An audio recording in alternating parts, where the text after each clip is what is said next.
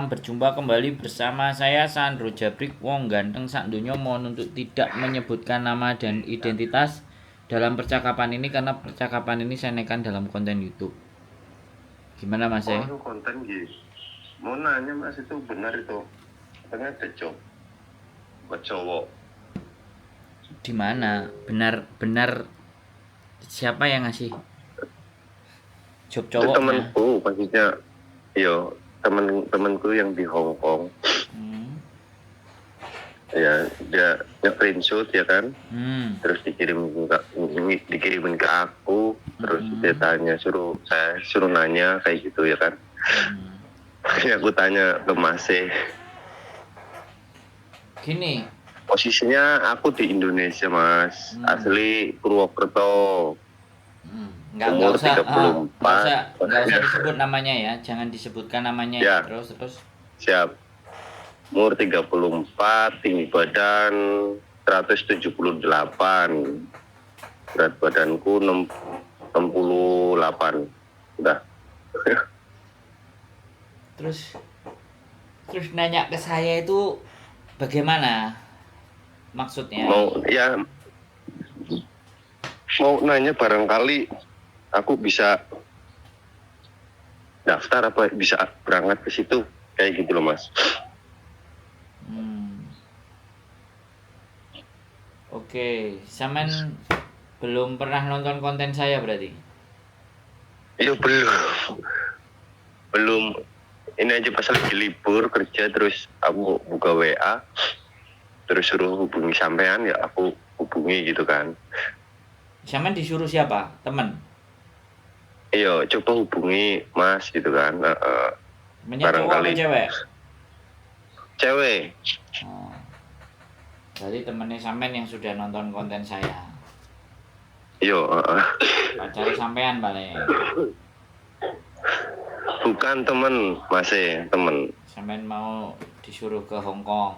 Oke, tak jelasin ya Mas. Iya, siap. Jadi kalau Samen mau kerja di Hong Kong itu yang jelas banyak sekali penipuan. Ya, banyak sekali penipuan job cowok di Hong Kong. Jadi kalau kita mau cari job cowok di Hong Kong itu lebih berhati-hati. Nah, yang paling jelas itu agennya ada di mana kantornya. Kalau dia mau ngasih lowongan, agennya ada di mana kantornya. Dan karena PT di Indonesia pun juga kadang-kadang banyak yang ngasih tawaran, terus minta duit. Nah, setelah duitnya dikasih dan segalanya disuruh nunggu, tapi ternyata nggak berangkat. PT-nya ada, bentuknya ada.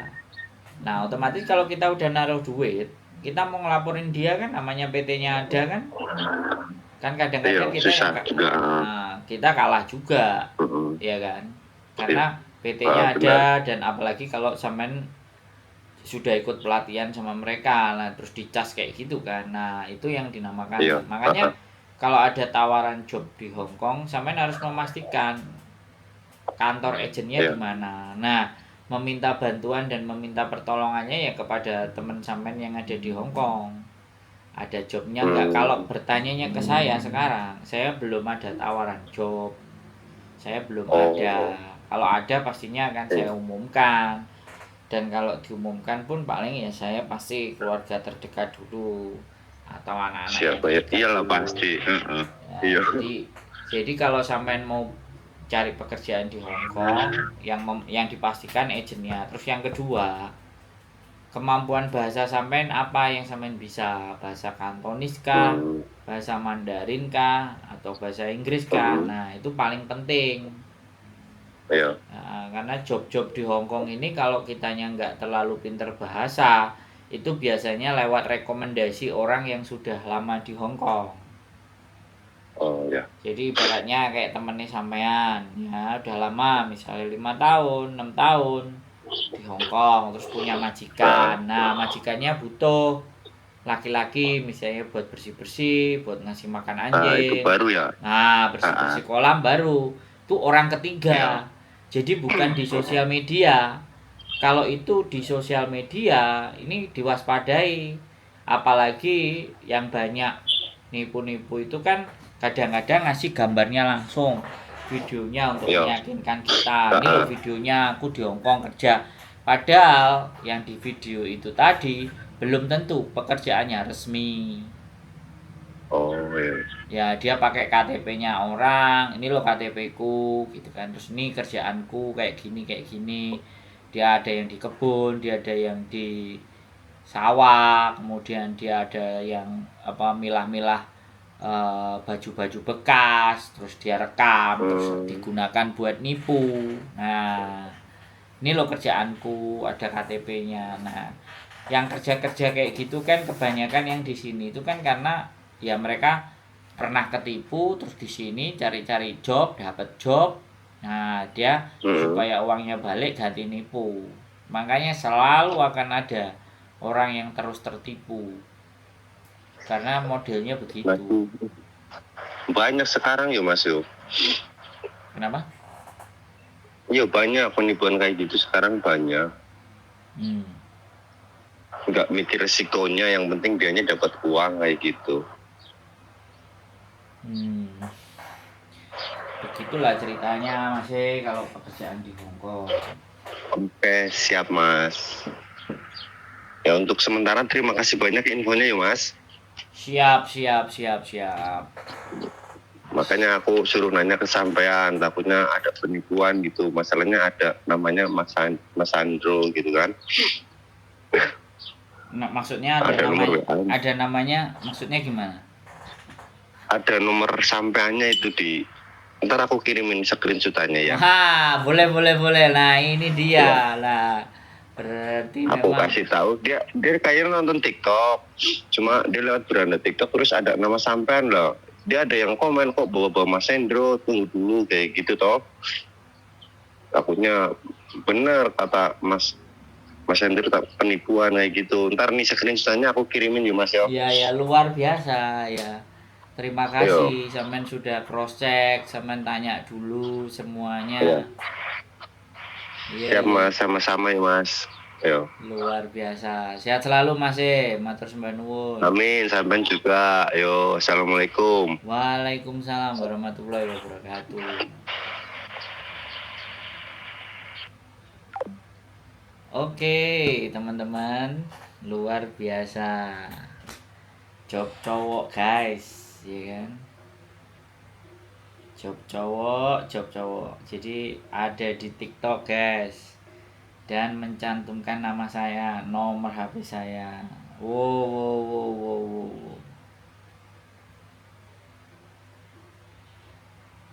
Oh iya, tahu. Jadi iya. Oke. Jadi gini ya teman-teman. Oke, nggak apa-apa ditanyakan. Jadi masih ini TikTok dan banyak pengikutnya, kemudian dibaca, nah kemudian di cross check, ditanyain. Nah, kita belum ada job ya, sekali lagi belum ada job, jadi kita belum bisa ngasih infonya. Ini kan disebar di TikTok sama Mas. Barangkali ada info, karena info mungkin yang dikeluarkan dari saya itu menurutnya adalah akurat ya. Kalau ada job ya ada job, kalau enggak ya enggak. Banyak di grup-grup curhatan ya teman-teman juga yang harus diwaspadai ya kan. Dan sekali lagi kalau ibaratnya kita itu mau cari job di Hongkong ini benar-benar harus selektif ya. Ya kemarin itu ada juga yang calonnya itu dari teman-teman yang perempuan, disuruh nyari, dan ternyata sudah dikumpulkan orangnya, sudah bayar 2,5 juta, 6 orang, ternyata itu penipuan. Nah kayak gitu ya teman-teman. Jadi sekali lagi ya, oke lah, nggak apa-apa kalau saya udah di share nomornya di TikTok untuk bertanya job cowok. Jadi bertanyanya aja, Mas kalau ada job ya kita akan kasih, kalau lagi nggak ada ya kita akan bilang nggak ada, karena job cowok ini nggak selalu ada, kadang-kadang ada, kadang-kadang juga enggak. Terakhir kemarin itu ada yang minta di Saigon kemarin, dan kebetulan sudah dapat 2 orang. Sudah 2 orang kandidat, dia bisa bahasa Taiwan, bahasa Mandarin, jadi oke, sama majikannya diambil. Nah terus ada juga yang suaminya sendiri mau diproses, alhasil nggak jadi, nggak tahu kan apa, bayarnya mahal atau bagaimana dan seperti apa, nggak paham. Terus ada juga cowok yang sudah dapat job di sini selama 6 bulan terus diinterminate karena nggak bisa bahasa. Jadi sekali lagi ya teman-teman semua, kalau mencari job cowok di Hongkong itu sekali lagi kemampuan sama skill kita itu harus ada dulu. Jadi nggak hanya bisa berbekal keberuntungan. Dan kalau teman-teman banyak lihat laki-laki dan cowok yang ada di Hongkong ini, mereka pekerjaannya apa, seperti apa, saya nggak bisa memastikan setiap cowok yang ada di sini itu pekerjaannya legal atau ilegal ya teman-teman. Ya sekali lagi saya tidak ingin ngejudge atau menghakimi atau memberikan informasi yang nggak benar. Kalau mereka ada di Hongkong, dia kerjanya apa seperti apa, lebih baik ditanyakan ke beliaunya langsung. Jadi kalau misalnya kalian pas ketemu di mana, sampean kerjanya apa mas, nah itu lebih akurat, jangan ditanyakan ke saya. Jadi nanti kalau jawaban saya nggak benar, itu akan menimbulkan sebuah fitnah, ya kan. Jadi seperti itu teman-teman. Kalau sekarang udah banyak terlihat misalnya di mana, di Yunlong, di mana, di Mongkok, di mana banyak cowok lah, kerjaannya apa itu mending dikonfirmasi sama beliau-beliaunya langsung, jangan ditanyakan ke saya jobnya apa, ya kan. Jadi jawaban saya ini nantinya akan menimbulkan dampak yang kurang baik, dan saya tidak menjadi orang yang bijaksana, jadi main a priori ya. Di ini sekali lagi kita berkonten di YouTube, ditonton dan didengar orang banyak, ya kan. Kalau ditonton dan didengar orang banyak, maka kalimat-kalimat yang kita keluarkan itu harus dipikirkan kembali, apakah menimbulkan dampak yang tidak bagus terhadap image cowok-cowok yang ada di Hongkong. Ada memang, ya kan, orang-orang yang jadi sopir, jadi kerja di taman, yang memang statusnya ada ya, tetapi ada juga yang tidak berstatus. Tapi sekali lagi saya nggak ingin memastikan satu persatu dari mereka itu semuanya nggak berstatus, nggak boleh gitu juga. Nah kalau mereka mau kerja ke sini mau dengan cara ilegal ataupun legal, itu kan urusan masing-masing dari mereka, bukan urusan saya. Jadi bagaimanapun mereka juga manusia ya, bangsa kita yang coba mengais rezeki di sini. Nah untuk perkara urusan legal dan ilegal itu saya mohon untuk tidak ditanyakan ke saya, tanyakan ke mereka masing-masing ya, karena banyak sekali orang yang tidak saya kenal, yang tidak saya ketahui. Jadi kalau sesuatu yang tidak kita ketahui dan tidak kenal, tidak boleh kita menyampaikan sesuatu itu secara ngawur ya.